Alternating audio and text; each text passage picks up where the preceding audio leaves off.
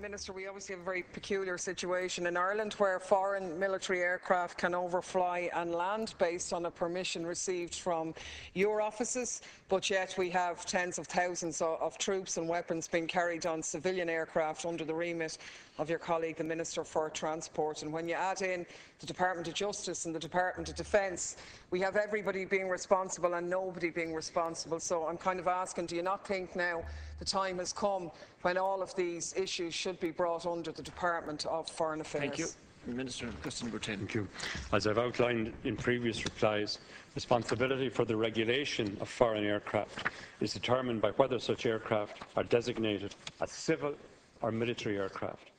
The regulation of civil aircraft is governed by the Convention on International Civil Aviation, the Chicago Convention, which came into force on the 4th of April 1947. Ireland's rights and obligations under the Convention have been incorporated into Irish law through the Air Navigation and Transport Act of 1946, as amended. The legislation provides that the Minister for Transport has primary responsibility for the regulation of civil aircraft, including chartered flights. Under the Air Navigation, Carriage of Munitions of War, Weapons and Dangerous Goods Order 1973, as amended in 1989, civil aircraft are prohibited from carrying weapons or munitions over Ireland or into Irish airports unless they receive an exemption from the Minister for Transport. Responsibility for the regulation of activity by foreign military aircraft is accorded to the Minister for Foreign Affairs under the Air Navigation Foreign Military Aircraft Order of 1952.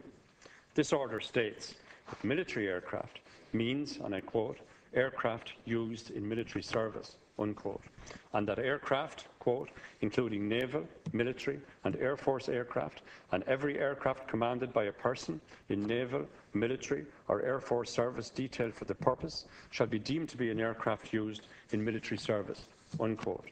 Arrangements under which permission is granted for foreign military aircraft to land at Irish airports are governed by the most strict conditions.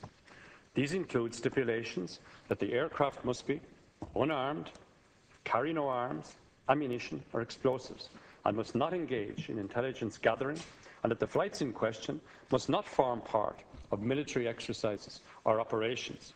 The respective roles of my department and the Department of Transport, Tourism and Sport in relation to the regulation of military and civil aircraft are consistent with international practice. I do not consider, therefore, that any changes are warranted in relation to my department's role in these matters. Thank you, Minister. Deputy Clare Daly. I mean, that's probably your worst answer ever, I have to say. You spent all of the time up until the last 5 seconds telling me what the existing system is, when the question was specifically about should we not be changing it. And the reason why we're asking it is really that if you look at the figures last year, 741 foreign military aircraft were given permission to land in Ireland. Now, you're saying that they were all unarmed, weren't involved in anything. I'd like to know what you think they actually were doing. Similarly, on the civilian aircraft, we had over 600 exemptions being sought for the passage of ammunition and personal weaponry for 55,000 soldiers who transited on civilian aircraft under the Department of Transport. Now, Minister, I'm wondering, are you aware, or did you see the reports in the press, that 2 people gave evidence in court during the week that they had seen guns and ammunition on aircraft, civilian aircraft? Do you not think it's time to centre these under one area to deal with all of the exemptions under the Department of Foreign Affairs? Minister. I am aware of issues before the court, as indeed is the deputy herself. You will be aware of the current regulations in respect of the inspection of civil aircraft. In that regard, the Minister for Transport bears responsibility.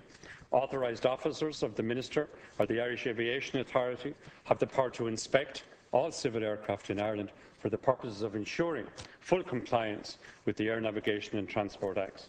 With regard to civil aircraft, the appropriate orders empowers an authorised officer to enter and inspect an aircraft if it's suspected that the provisions on carrying munitions of war are being contravened. In addition, where there are reasonable grounds to suspect that a criminal offence has been committed, the Garda Síochána has available powers of entry and search and seizure as part of their duty to prevent and detect crime. Thank you, In accordance with international practice, foreign military aircraft passing through Ireland with the permission of the government are not subject to routine inspections. Thank you, Deputy Clare Daly. I would beg to differ, Minister. I don't think we're in sync with international practice at all. No search has ever been carried out on any aircraft, and indeed Deputy Wallace rang the Gardaí in Shannon last week to report his suspicions of 2 aircraft which had landed, and the Guards wouldn't carry out a search because they said they hadn't got enough evidence, which is the very point of why they would need to search in the first place.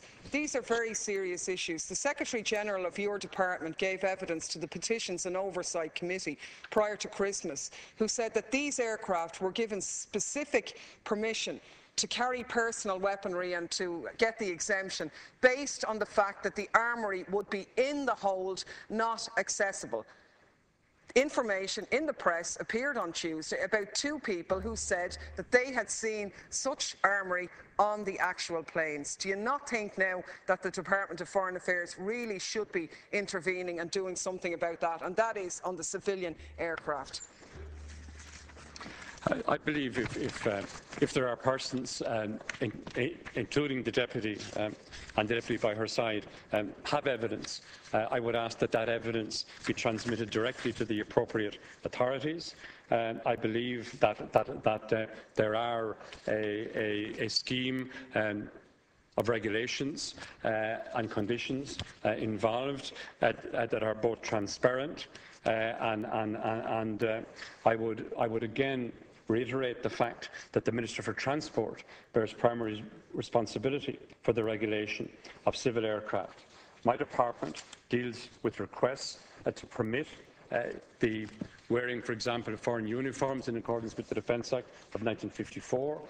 We will continue to monitor the situation every way. I understand that very serious allegations have been made by the Deputy, that there are issues which are currently before the courts, but I would again reiterate from my department's point of view that there is no intention on the part of the government to change or in any way modify what has been a long-standing arrangement with the United States.